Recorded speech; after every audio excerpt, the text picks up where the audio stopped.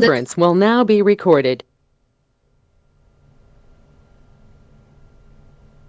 Hello, this is Mayor Filkins, and I'd like to call this meeting of April 20th, 2020 to order. Sandy, could we have a roll call, please? Councilmember Shippers.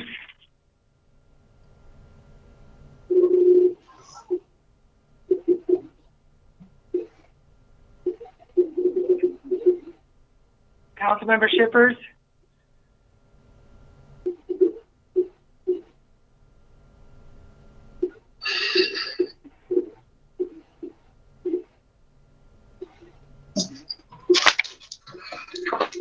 I can see her on here, so. Councilmember Ellenboss. Here. Ingalls. Here. King. Here. Mayor Filkins. Here.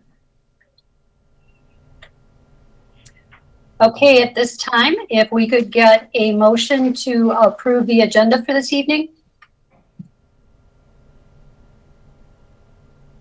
This is Councilmember King. I'll go ahead and make the motion to approve the agenda as presented. This is Councilmember Ingalls. I'll second that.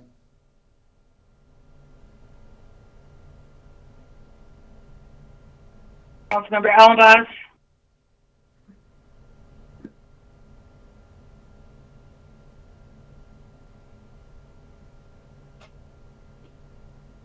Yes.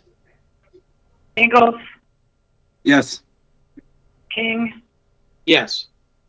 Shippers.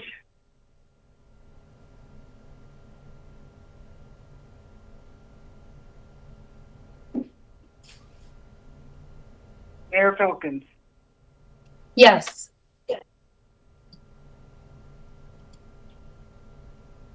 Okay, at this time, this is Mayor Filkins. I'd like to open the floor for our first public comment. We do ask if you have a public comment that you state your name and have your comments be under 3 minutes.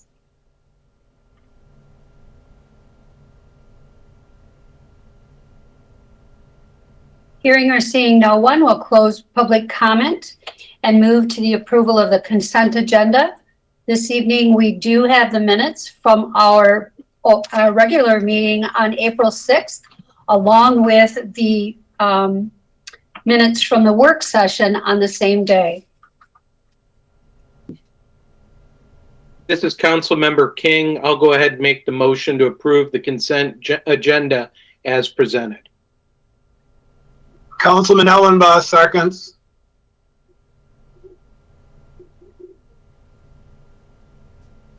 Councilmember Ingalls. Yes. King. Yes. Shippers.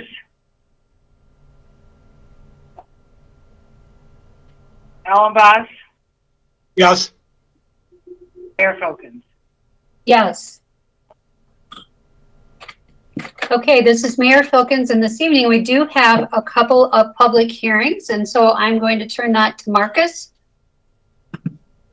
Thank you, Mayor and members of the City Council. Just wanted to also mention, if you're wearing earbuds, you must change your settings to accommodate the audio. Otherwise, you might not be hearing anything. So I suppose you may not have heard me just say that.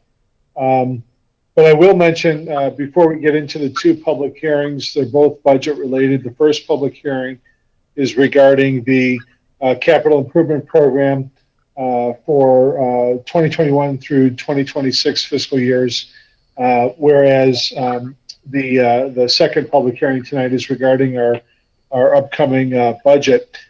Just the set of remarks right now that'll basically cover both of these public hearings, so I won't need to repeat myself. But I think we all recognize that we're certainly still in the midst of the global COVID-19 pandemic. We are also, as we talked about as a part of our last council meeting, where we also had a budget-related work session coming off the heels of a really solid year economically speaking. However, there's just a lot of unknowns. And Owen, as he gets into the public hearings, especially with respect to the budget, will readdress that as a part of his comments. But it's because of these unknowns that we're not prepared to present to you something other than a budget, or in this case, a capital improvement program that references, the good financial data that we have moving forward to date. As we did talk about again a couple of weeks ago, we have the ability to amend and to change our financial planning documents on an ongoing, moving forward, as needed basis. And so it's just important that council understands that while we go through this process, if and or when we need to make changes, we'll certainly be bringing those forward. And without any more rambling, I'm going to kick this off to Owen now. So thank you. All right, thanks, Marcus. And so like Marcus said, we will talk a couple of times, just kind of couching some of the data that we're going to go through tonight briefly with the reality that we're all kind of facing right now, in that particularly as we talk about budgets and capital investment, there is just a tremendous amount of unknown and kind of wait and see as we evaluate and analyze what kind of financial impact this will have on our situation and our ability to, especially with this first public hearing, to talk about capital investment. So I'm going to bring up my presentation here real quick. Everybody should be able to see that at this point, and we'll just make sure I can flip through here. There we go. So we are here to talk about a 6-year capital improvement plan, one that begins July 1 of 2020. That's in this upcoming fiscal year and ends on June 30, 2026. And this is something that we do every year. Just briefly, for those who may not be quite familiar with the process, or members of the public that may be watching or tuning in, again, we do this every year. What's the purpose of this plan? The purpose mainly is for a planning document, so that the major upcoming projects that we're looking at funding in the future, for the most part, are not surprises when they come across council's desk to actually approve the investment. But it's something that we've been looking at for multiple years, and looking at putting that before council as a planning document. Next one is project coordination. This is particularly important with street projects. Is one of the things that we certainly don't want to do is tear up a brand new street to replace old utilities infrastructure that we probably should have replaced when the street was torn up. And so we do look every year at the 5 or 6 year schedule and make sure that we're budgeting for a utilities infrastructure investment at the same time that we're redoing a street. And again, we're looking for public input and communication as we get these projects out here. We're taking into account those things that we hear about across the counter or over the phone or in our online service as people identify streets or other projects that they'd like to see take place. This project, or this program, is not a required program, unlike the budget. So there's no requirement in the city charter or any ordinance or anything to do this kind of a program. But this is something that the city has done for a long, long time, just to get these plans out here and to be able to identify them in the future. So again, talking about not a required plan, the council does approve this program, and we'll ask you to consider that tonight. Again, couching it with what we talked about in the introduction. There are no funds that will be appropriated for these projects tonight. This is simply an approval of the program as it exists. And so again, we do this every single year as an early stage of our budget process. How do we define a capital project? We simply use the council's purchasing threshold. Any major purchase over $7,500, the council has to approve. And so we've taken that threshold and applied it to capital projects. So we would say a capital project that should flow through this document is one that costs in excess of $7,500 with a useful life of more than 1 year. Pretty standard definition of what really an asset would look like. So these projects, again, are identified in various ways, department heads, council priorities, community needs, and then grants at times drive the timing of a project as well. The current program, again, from 21 to 26 fiscal years, identifies 159 projects. The total cost for these projects was $23,641,500 over the next 6 fiscal years. And in the chart on this slide, you can see what types in a very summarized presentation, what types of projects that we undertake here as a city. So some building projects, mostly expansions or garage. Utilities infrastructure, you can see that one is over half of the total amount of the program. And that, again, is primarily the well field. Streets and sidewalks, about $5.3 million. Technology, vehicles, equipment, these are higher dollar regular investments in equipment, almost $4 million. Some recreation projects, some playground equipment, and other types of things.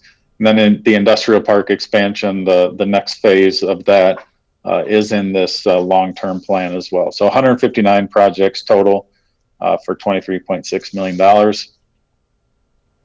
Typically one of the most interesting or one of the project areas that people are most interested in seeing and getting the schedule of are the street infrastructure projects. As we've talked about in the past, obviously the condition of Chestnut Street has been very poor for the last several years, and this is one that has gained increasing attention as it has more and more of a need for replacement. This will be done again still in 2 phases. One of those phases is going out to bid very soon, and that is the section from Linden Street up through the Colfax Street intersection.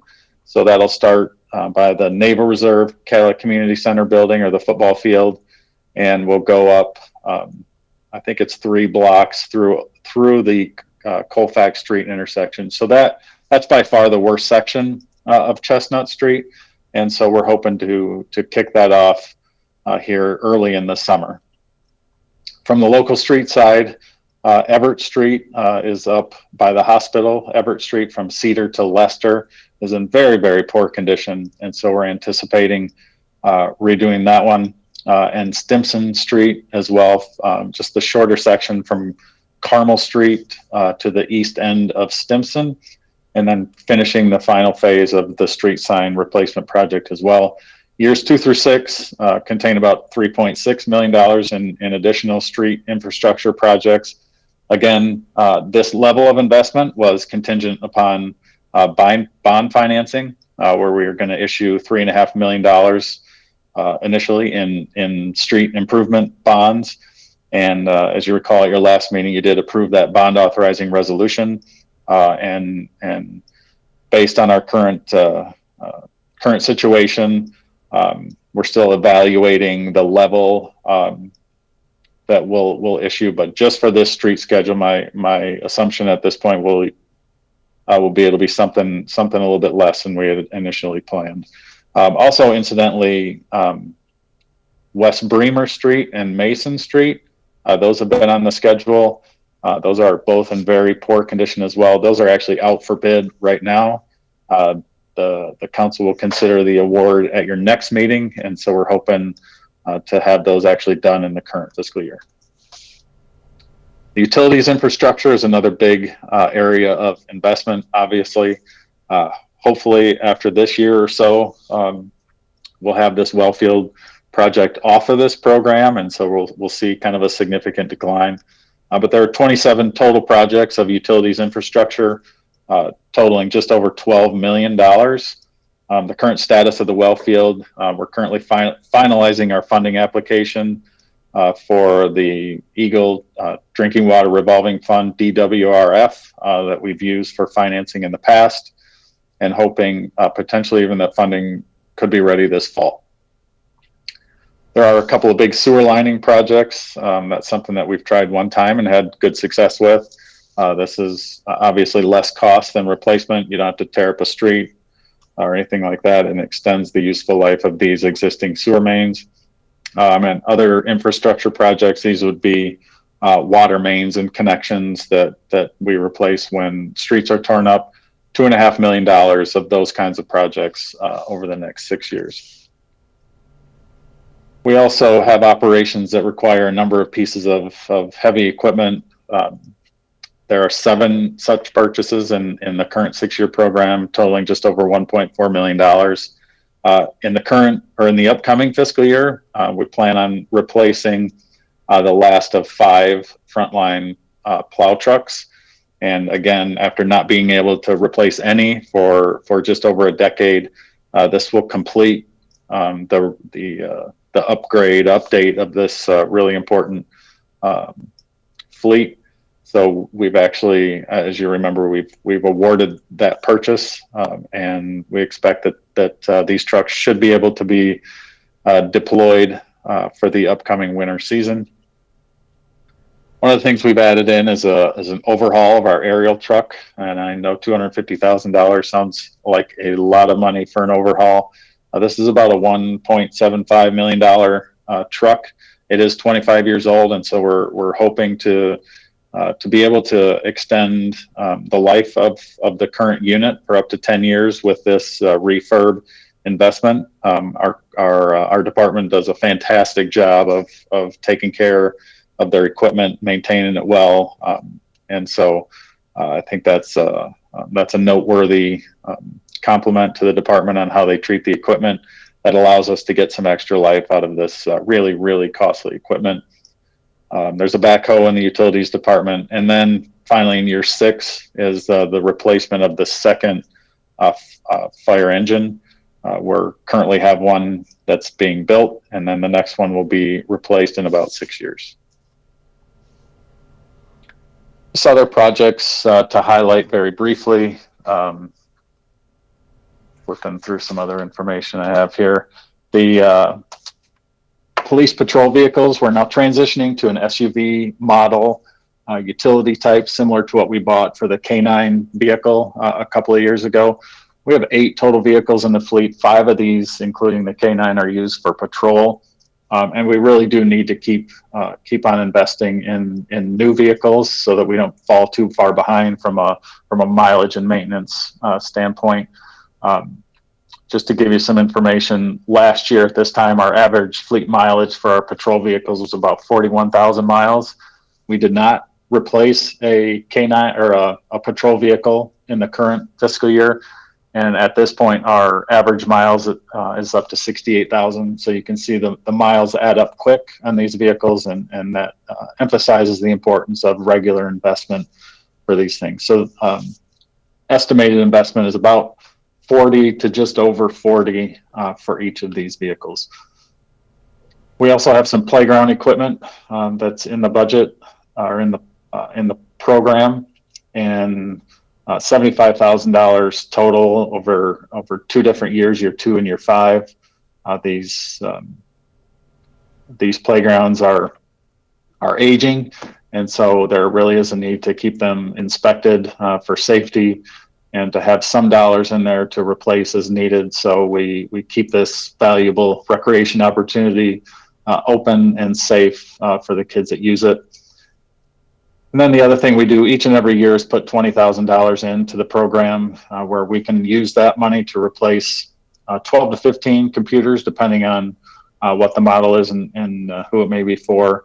And so this keeps us from having to replace all 60 or 65 of these things at once, and then we can keep them on a decent replacement schedule without having to take a big hit in any year on the program. Again, just to wrap this part of the presentation up, what impact is our current situation going to have on both our reserves and our ongoing operational revenues? We'll see. It certainly isn't going to be positive. You'll hear me say this a couple of times tonight. We'll watch close and we'll respond accordingly, as Marcus said at the beginning. And what that does in terms of timing and availability, again, we'll seek to find and analyze the best data we have in front of us and respond accordingly.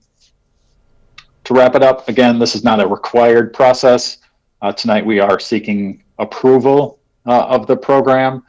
And again, this would approve the program in concept and as a plan, but it does not appropriate funds at this time.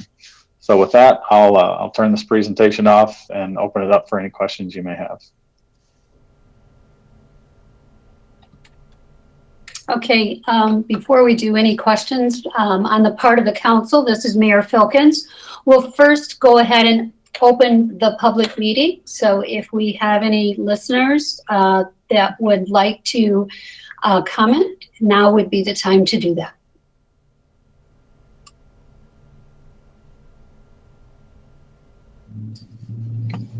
Seeing and hearing no one, we'll close public comment and move to any discussion or questions from the council.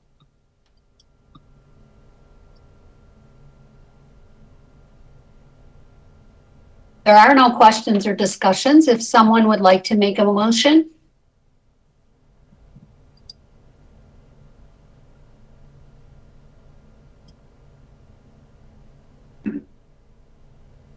See, I'll make a motion to, this is Councilmember Ingalls. I'll make a motion to approve the fiscal year 2021 to 2026 capital improvement program as presented. Councilman Allenboss seconds it.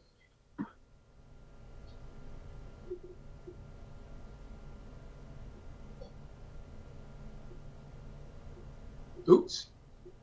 I Councilmember second King, that. Yes. There we go. Dippers, Ellenboss, Yes. Ingalls, Yes. Mayor Filkins. Yes.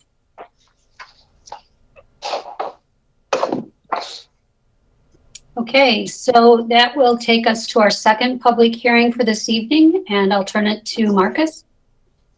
Yes, thank you, Mayor, members of the City Council. As I mentioned in my earlier remarks, they are for both of these budget-related public hearings. And without any delay, Owen, if you'd like to jump into the highlights, it'd be great. Okay, thanks again, Marcus, and going to keep it again brief and very summarized at this point. As you recall, a couple of weeks ago, we had an extended work session on the budget where I thought we had a very good discussion and questions. This budget has been available on the city's website since several days before that work session. So it's been out there a couple of weeks and available for public review and any input or comment prior to that. So I'm going to go ahead and let you see my screen again. All right, here we go. So again, this is the public hearing presentation for the annual operating budget that begins July 1 of 2020 and ends on June 30 of 2021. So unlike the CIP, this actually is a very detailed requirement. There is a very detailed requirement for the annual adoption of an operating budget. The budget needs to be delivered to the City Council by April 1, which we did electronically this year. Public hearing, as required in the charter, needs to take place in the second half of the month of April. That's the step that we're on tonight. And then the budget adoption needs to take place not before the 10th day of May, nor later than the last day in May each year. So we'll introduce the budget appropriation ordinance at the meeting on May 4th, and then consider the budget for adoption on May 18th. Incidentally, the appropriating the funds does require the affirmative vote of 4 or more members of the council. And then the budget can be amended regularly throughout the year as needed to add any additional appropriations. Again, does require approval of the council and by 4 or more members. So the budget for this year, the total spending, my screen is covered here a little bit for me, but total spending of $22,507,800, or total revenue, I'm sorry, and total spending of $19,994,300. That is revenues over planned spending of $2.5 million. Primarily, the reason for this is because of the additional revenue that we had anticipated for issuance of street improvement bonds, which we have 3 years to spend. So we would bring in a couple $1 million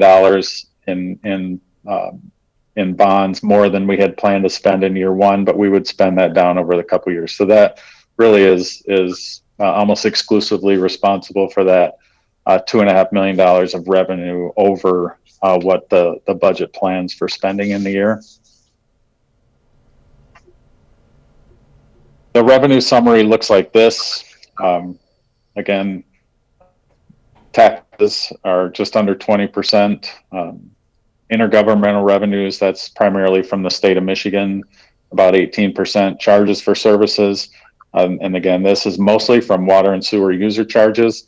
And you can see the other categories listed here to total $22.5 million. The items in red related to the percentage are just items that are really kind of in question as we talk about the impact of our current situation on ongoing city finances. These are the ones that I would highlight for you that really represent the ones that I guess, kind of have the most red flags. So the red text, intergovernmental revenues is where our state shared revenue is, including the revenue for major and local streets. There's about $2.5 million or between those two things, and so that really is something that we're going to have to wait and see to really gauge the impact. We get those revenues in arrears every couple of months, and so we'll definitely be watching those close. The state has a revenue estimating conference in May of each year, so again, we'll be particularly interested in that this year, and just closely watch what the state is projecting for this revenue. Again, water and sewer, we're watching that very, very closely. I was compiling a lot of data today that'll just be used to look at month by month what's happening to our billed usage and the billed user charges. And so we're going to need to watch that again very, very closely to see or to track the status of what that revenue will be for the year. And again, the street improvement bonds are in the budget at $3.5 million. What the final amount of that will be, hopefully will be decided this week, and we'll certainly report that back to council. Property taxes really should be fairly solid on that number for the current fiscal year. We don't anticipate that changing much. Property taxes are very much a lagging, they trail the economy as far as what impact the economy is going to have on property tax values, because tax day is December 31. So property values were set for the current revenue that will be billed in July as of December 31st, 2019. So don't anticipate that one changing much. I put it in yellow because it remains to be seen again how that will impact us in fiscal year 2022 and beyond. We do have kind of a protectionary gap between our assessed values and taxable values. Right now, that gap is $54 million. So what that will do for us is really just create a kind of a protectionary layer of what actually happens with assessed values, really the true value of the property, and then how that then trickles down to impact taxable values. So that one should be okay, at least for this year. And then again, we'll be watching and paying attention throughout the year to really see what's going on with values. Property taxes, our millage rates are something that we have to talk about as part of the budget public hearing each year. The city operating millage will be levied at 13.7774 mills this year. That does reflect a rollback because of the Headley Amendment. The rollback really is a result of an active real estate market in a market that's been that has seen values increasing. So when the values are increasing and a lot of them are selling, that creates a lot of uncappings where the taxable value is reset to the assessed value. And anytime you have a good volume of those is when you could be looking at a Headley rollback. So we had one several years ago, and then we have another one this year. So there was about 319 transactions in the city, and the value on those 319 transactions, the taxable value increased about 33%, from $14 million to $18 million, 18.8 million.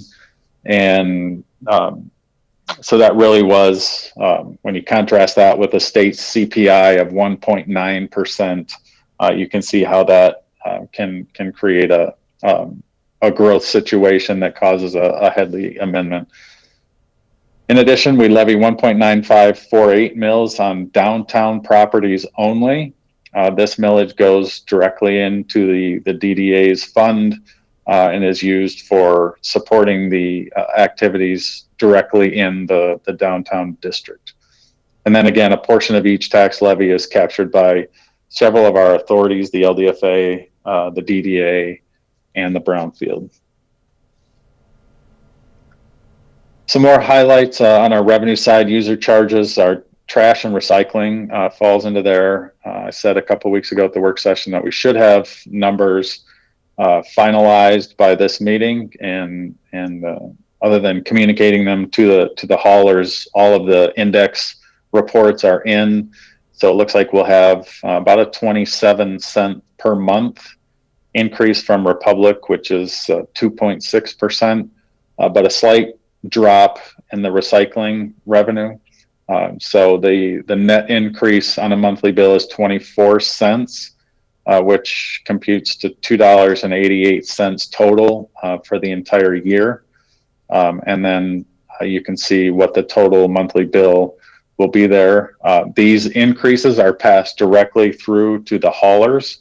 The city does retain about $1.20, 65 cents, $1.10, excuse me, 65 cents for the trash, 45 cents for anyone renting a tidy tote. And that just helps provide some money for the city to administer the program and to do all of the billing. Those amounts aren't changing, just the amounts that flow directly through to the hauler. The contracts expire June 30th of 2022. So this will be the third year out of 4, I believe, on the extensions. And again, this is for residential customers only.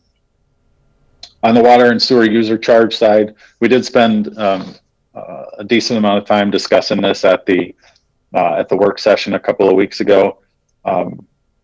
We did update the study that you've seen over the last few years from Baker Tilly, and compared that with where we are in rates and the projections that we've done internally. We did get again rejected for the USDA financing, and it really was because our water rates are too low, and so they don't fit into the USDA's calculations that would have provided us 40-year financing for this. Instead, we did have to switch to the Eagles DWRF funding. And again, we do not qualify as a disadvantaged community for that program, but they still will loan us money, but the amortization is 20 years. So, financing something for 20 years instead of 40 years, obviously we'll pay it off sooner, but that significantly increases the required annual debt service. So we'll provide you the study, but in essence, or I guess ultimately, this is the impact of all of that, and the required investment is a recommendation of about a $2.76 per month increase for the average residential monthly bill. That's just under 6%, and the blend of that would be 5% sewer, 7.5% water. Based on the average residential customer is where the dollar figures come in. The justification for the increases, the well field obviously is a huge project like we just talked about, an ongoing capital investment that the city really needs to make so that we're not in a position where we're having to make critical and emergency repairs. One of the things that we talked for a few moments at the work session about is the timing. Typically we always do these at the beginning of the fiscal year. That's not necessarily required, and we certainly are engaged and compassionate about what's going on in our world right now, and very open to discussing the timing of these rate changes. On the expenditure side, the budget appropriates, recommends $19.994 million in spending across all funds for the term July of 20 through June 30 of 21. We continue to focus, obviously, the majority of our spending to provide core necessary public services. Public safety continues to be a large portion of the general fund budget, about 18.5% of the general fund budget, $3.7 million. Public works and street maintenance are about 13% of the overall budget for fiscal year 21, including just under $1 million in street reconstruction. We spend 1.5% of spending on recreation, just a little bit less than that on economic development activities. And then the water and wastewater department is about $4.4 million, and that's 22% of the overall budget. From just the general fund perspective, total expenditures of $7,158,000. The budget recommends no change in staffing. Wages and benefits represent about 65% of the total budget, which would be expected as a service organization. Included in the budget is about $157,000 of proposed capital investment, including the generator here at the Cadillac Municipal Complex, staff vehicle, some police patrol vehicle, some police protection equipment, and some parks and rec. And bear with me a moment.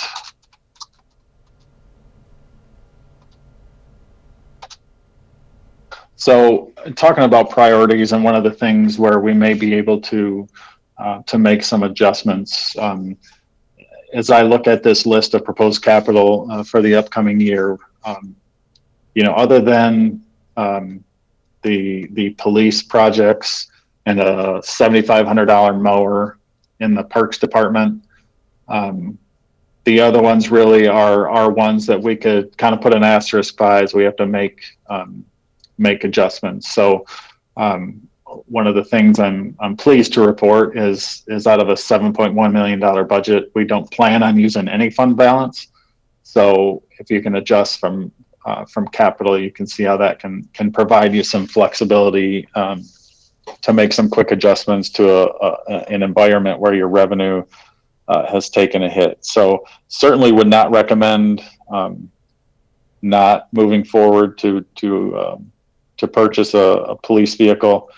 And again, a small amount of investment on a mower. But other than that, these are the kinds of projects that we can take a look at, especially from a timing perspective, to make sure we're all comfortable moving forward with these.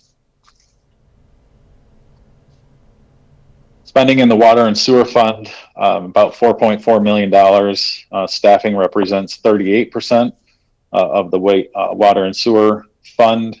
Again, no change in staffing levels in this fund either.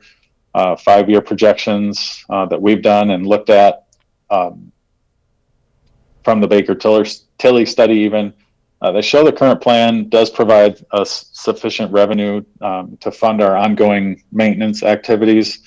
There will be some need, though, to address some shortfall for capital investment. We can do that. A lot of that is focused on the sewer side, and we can do that by looking at some loan financing to undertake those as well. We have a bond issue that will be paid off in 2026, so that is fairly soon, relatively speaking, and so that will provide us some capacity. Again, this is an area we're watching very, very closely as we move through the next few months to see what our usage and billings are doing. And so we'll continue to do that, and we'll again respond as we need to respond as some of that picture becomes clear. Street maintenance, and again, we just talked about this in the capital improvement program presentation. But we do have just under $1 million planned for major projects. Debt service on a loan that was issued in 2016, and construction mostly funded with street improvement bonds. The remainder of the spending is from the Act 51 Motor Vehicle Highway Fund dollars, primarily gas taxes and vehicle registration fees, $1.4 million. Again, that's one we're very, very anxious about.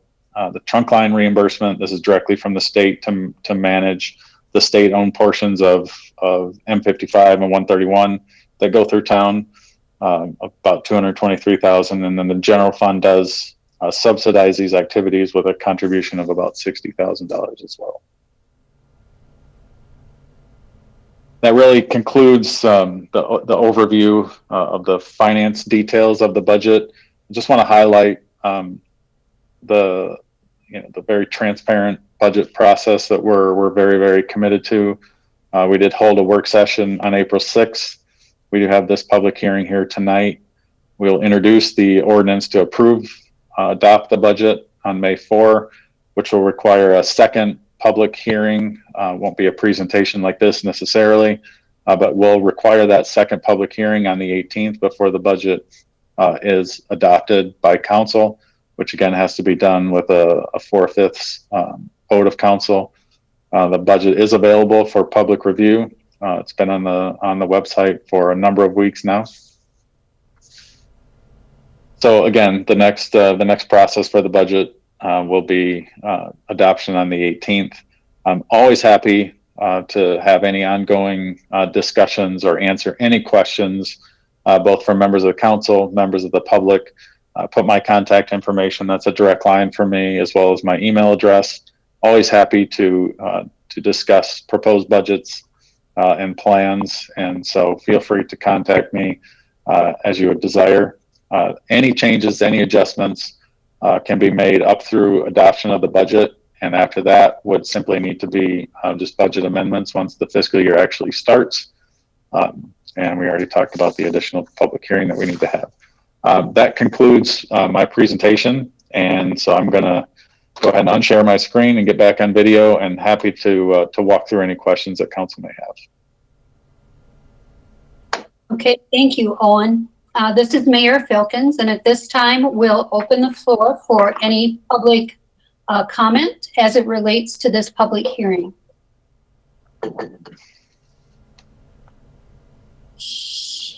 Seeing and hearing none, we'll close public comment. and move to any questions or comments that the council might have. Councilman Ellenboss. And this is 7% water bill hike approximately. When's the last time we had a bill hike? 2 years ago? This current year, last July 1, another increase went into effect. And there was a schedule. Go ahead. And how many water bill hikes have we had in 3 or 4 years? I think it's been about 3 or 4 years since we had 3 straight years of zero. And then I think, I don't have the chart in front of me. But after that, it was, I think maybe Jeff knows off the top of his head. But we did have 3 straight years of zero. And then, go ahead, Jeff. I don't know. I'm looking it up. Oh, sorry. You know, when the people don't remember the 3 years of zero increase, they tend to remember the hikes. So, but one other thing, the 5-year projection, did you say or allude to the fact that something about there may be no new water bill taxes for 5 years? Something about a 5-year projection should carry you financially? Or did I just read that all wrong? I said our plan for our rate structure in the next 5 years will provide for the maintenance of the system. So the plan includes a regular series of rate adjustments to continue to fund ongoing needs related to maintenance and investment in the system. Okay, very good. I just want to touch base on that. Jeff, Yep. Did you find anything on that when the last?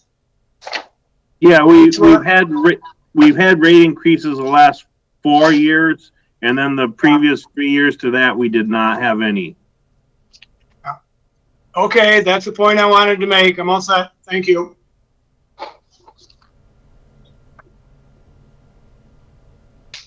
Okay, this is Mayor Filkins, and if there's no further discussion this evening in regards to the operating budget, there's no further action that we need to take this evening. The next thing on the agenda this evening is that I have the honor of presenting a proclamation for Arbor Day. So at this time, I'll go ahead and do that.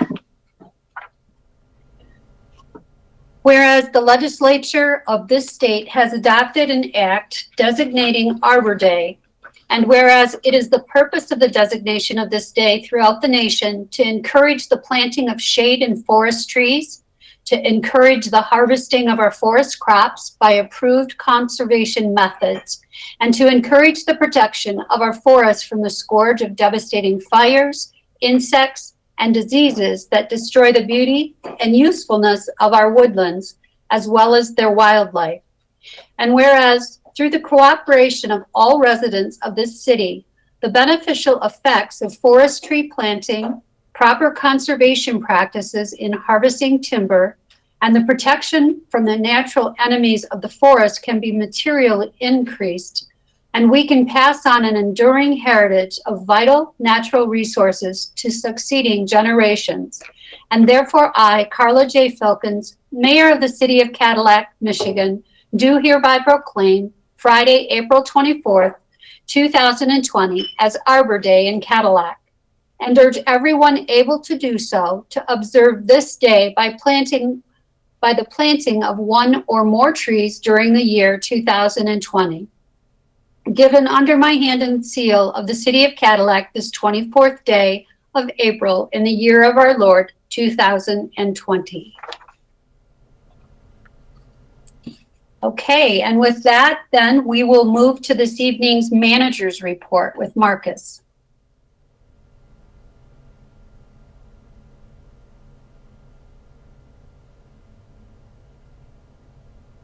Marcus, you're muted. Sorry. Thank you. Mayor and members of the City Council, this evening is just simply one item, COVID-19 update. Wanted to share a couple of operational updates. First of all, our residential curbside yard waste collection program is underway again. and it should be following its normal schedule effectively this week. The program did resume last week in full. However, last week it was not on its regular pickup schedule. The picking up of bulk waste items such as mattresses or other large items is still temporarily suspended. Under the news and announcements section of our website, which is www.cadillac-mi.net, we also have posted a picture of our drive-through or our walk-up drop box. The drop box is located in a landscape median just across from the main doors of City Hall, and is still the primary way for folks that are looking at sending us any kind of utility bills or other documents because our doors are still locked to the public. If they could put it in the drop, great. Additionally, as an alternative, our finance department has just completed the transition to an upgraded payment platform for the online payment of city water, taxes, miscellaneous, and other business licensing bills and invoices. This new system does have some enhanced capabilities that allows our people to sign up for recurring payments, receive an electronic bill, and then our customers can actually manage their own payment options with the appropriate user credentials. This upgrade offering to us from our platform or from our vendor was fairly recent. There was no additional cost to the city to move forward with it. And as a part of the upgrade, it now really provides, which is the true benefit, which is the ability for our customers to pay electronically with an e-check with no cost to the user. So this now offers us at least one free means of people paying electronically without having any kind of convenience fee or other fee associated with it. Much appreciation goes to the finance department, especially Carrie and Carol, for leading the way in this upgrade and transition. And certainly much appreciation goes to Owen as well. Great job on presenting the budget and CIP related information this evening. Very much appreciated. Also under news and announcements, we have recently posted the now required COVID-19 preparedness and response plan. It's under the heading called Cadillac's COVID-19 operational response and information. Additional information also under that heading will advise folks how they can conduct business with the city during this time. It also has links to more detailed information about COVID-19 and how to access available programs designed by our federal and state governments to assist you. The Cadillac Area Visitors Bureau is maintaining a site that can be used also as a launching pad for access to a lot of those resources. Their link is found under our page.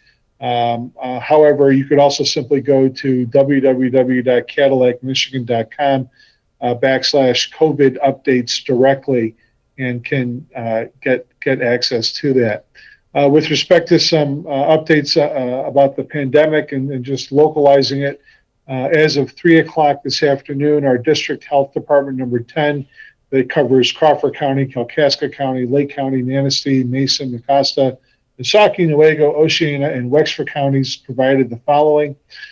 So far, there have been 101 positive tests. There have been a total of 8 deaths.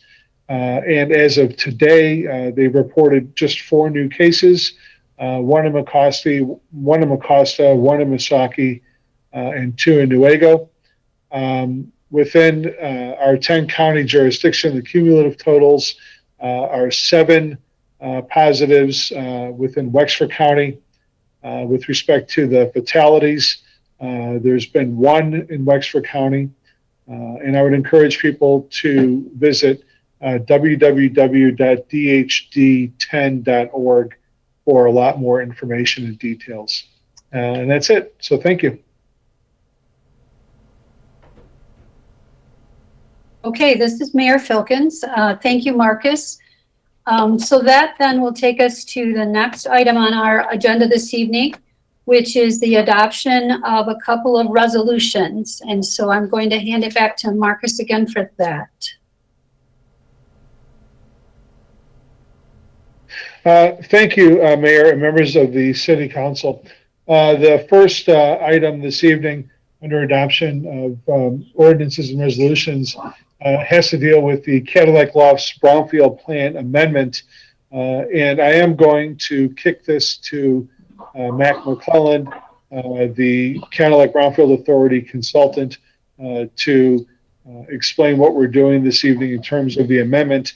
Note, council did approve the plan quite a little while ago. Mac, if you're ready. Thank you. Good evening, Mayor and council members. This before you today is a resolution to establish a public hearing for an amendment to that Cadillac Brownfield plan for your May 18th meeting.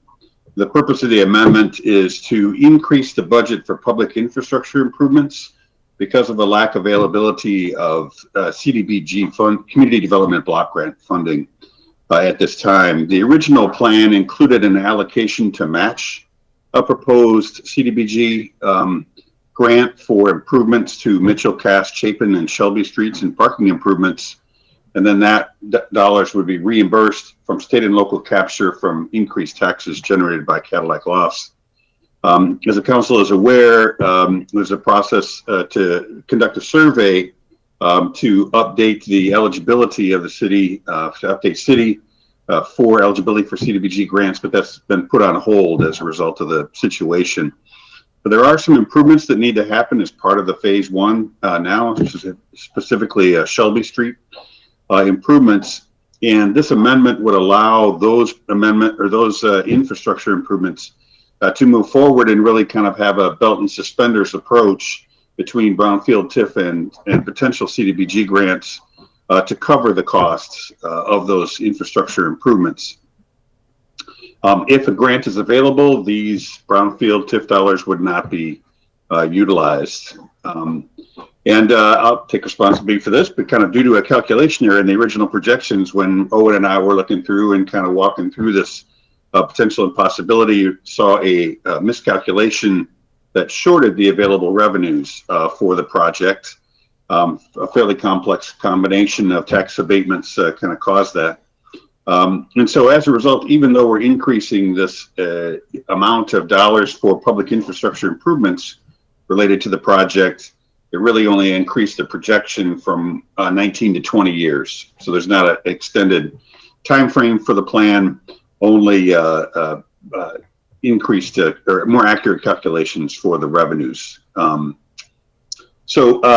You know, while the CDBG funding isn't available at the time, what the great thing about brownfield projects with local and state approval is it really amounts to a 45% state grant over time. That's the percentage of state taxes that are able to be captured for reimbursement for these public infrastructure expenses. By the way, the schools, Cadillac area public schools, are held harmless by the state tax capture. They still get their per pupil allocations for their costs. So again, this is a resolution to establish a public hearing at your May 18th meeting. The Brownfield Plan Amendment will be presented to you for consideration at that time, at the public hearing and after the hearing. I'm happy to answer any questions. Thank you, Mac. Mac, this is Councilmember King. My understanding of the amendment that's being requested would push out the payback from 20 to 30 years. Is that correct? Actually, the brownfield plans allow for capture of up to 30 years, but the estimates that we have now would be that the capture would only be extended or would be concluded after 20 years. And that was my mistake in the original plan. It underestimated revenues for the original plan with lower infrastructure amounts. Therefore, with the recalculation, even though we've added to that budget, if we expend all of those dollars, it will still be paid for within that similar time frame. Is there any reason we couldn't wait to amend the brownfield plan until we know whether or not the grant funds are going to be available once it opens up? Yeah, one of the reasons to initiate the plan now is because expenditures may need to be made this summer in order for Cadillac Lofts to be open and available. And it's always a difficult challenge to be able to go back and attempt to amend those plans if there are expenditures on behalf of the city that have to be made at this point. And so we're amending that plan, trying to be prepared for that. If the dollars come in and are available, then we won't access any of these dollars under the plan. Here, part of my concern is because this is a private developer and we're doing this through public funding. The question would we amend something like this for any other developer that was doing a plan? I'm getting worried about the city taking too prominent financial position in a private development. Yeah, it is a relatively small amount of the overall project. And in addition, all of those revenues are coming from the private development through the tax dollars. So there's some benefit to being able to add on these public infrastructure improvements, some of which are necessary whether the project was happening or not. Improvements to Cass and Chapin and Mitchell Street were all planned. This provides a revenue stream for that. I think the Shelby Street improvement was really the only targeted improvement for the project itself to open up access for the site. So one way to look at it is we're kind of benefiting by this private project to help provide funding for public infrastructure improvements. Is Cadillac ever in any of their other brownfield development plans? I tried to go back and look. I didn't see any that were as much as 20 years, which was our original plan, which I was originally uncomfortable going as long as 20 years on a private development plan. I'm really nervous now without the grant money. I'm just trying to think back. I don't think any of them, because they didn't include any public expenditures, and that typically is what will drive out a plan. Many communities, if they look at just private expenditures, want to get those dollars back into the taxing jurisdictions as soon as possible.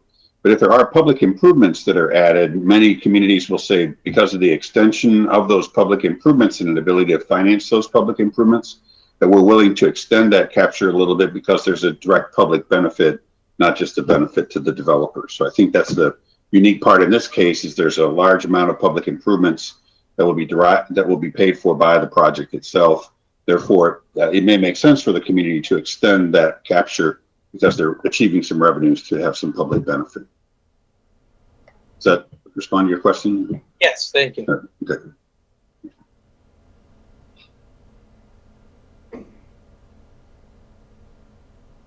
Okay, if there's no further discussion, would someone like to make the motion?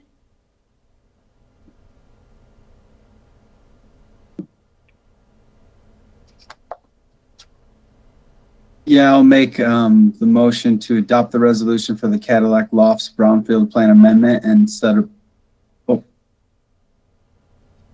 hearing. Oh yeah, set a public hearing for May 18th, 2020. I'll second it. Commissioner Ellenboss. Councilmember Shippers,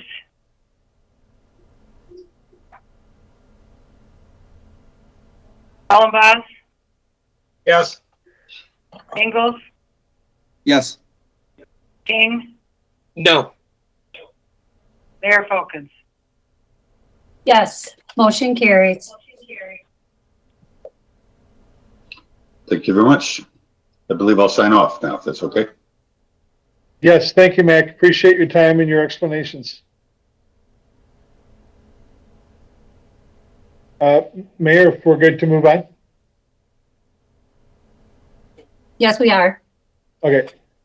So moving along, the next item is in regards to a recommendation coming from the Joint Planning Commission with respect to a resolution approving an amendment to the sketch plan for Terry D, which is also commonly known as the Cadillac Junction development. John, if you're there, I'm going to hand now the mic to you, if you will. Thank you, Marcus. This is a relatively simple change to the original sketch plan approval, which happened back in 2016. Terry D Boulevard is the major road, runs north and south through the project. That alignment will stay basically in the same alignment that it was originally proposed. The only change on Terry D Boulevard would be for an extension of expanding the right-of-way from 86 feet to 92 feet, essentially adding 6 feet to the west side of the right-of-way. And the right-of-way will continue as it was originally approved, extend all the way to the south property line of the project. The lane configurations will not change.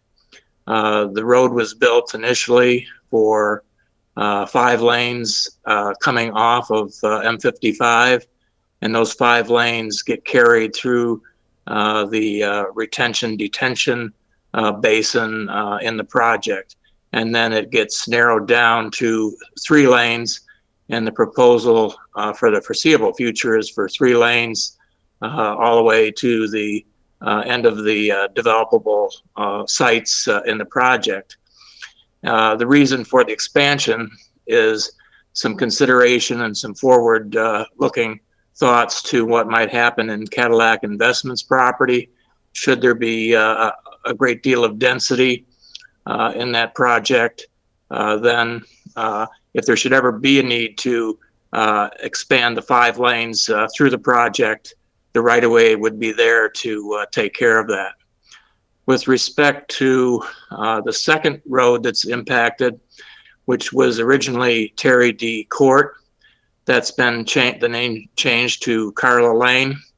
It was originally going to be a 66-foot right-of-way, being expanded to a 80-foot right-of-way, and that right-of-way alignment would be changing, moving about 50 to 60 feet to the south. And the reason for that adjustment in the alignment of Carla Lane is that they are looking at a potential development, and that development would require a little bit more property to the north side of Carla Lane. Carla Lane was proposed to be originally 2 lanes. The proposal now in the sketch plan would be that it would be 3 lanes, and the right-of-way is expanding from 66 feet to 80 feet. And again, the thought being that there would be, excuse me, a little bit more room to accommodate a 3-lane thoroughfare, which then also connects to the east to the residential portion of the project. So by and large, the changes are relatively minor, but significant enough. I thought it was important for the Joint Planning Commission and the City Council to at least take a look at that and weigh in on the approval of those changes. So has the Joint Planning, this is Mayor Filkins, has the Joint Planning Commission already looked at this?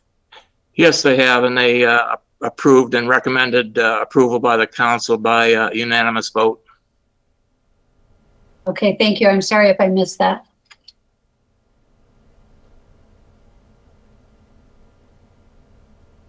Yes, Mayor, members of the City Council, this evening you're being asked to consider approving the recommendation from the Joint Planning Commission.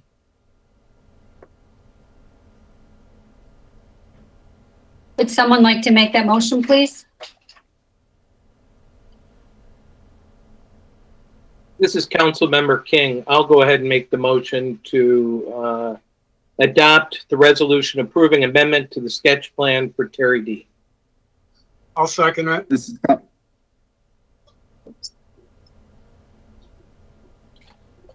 Councilmember Ellenboss, Yes. Ingalls, yes. King, Yes. Shippers, Mayor Filkins. Yes, motion carries. Thank you. Okay, so in our packets this evening, we do have the minutes from the Joint Planning Commission that we can look through. And at this time, we'll go to our last public comment for this evening. We do ask if there is someone there that would like to participate in public comment, that you let us know you're there and provide your name.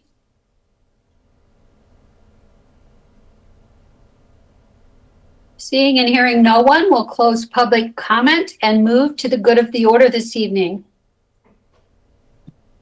Does anyone have anything they'd like to share?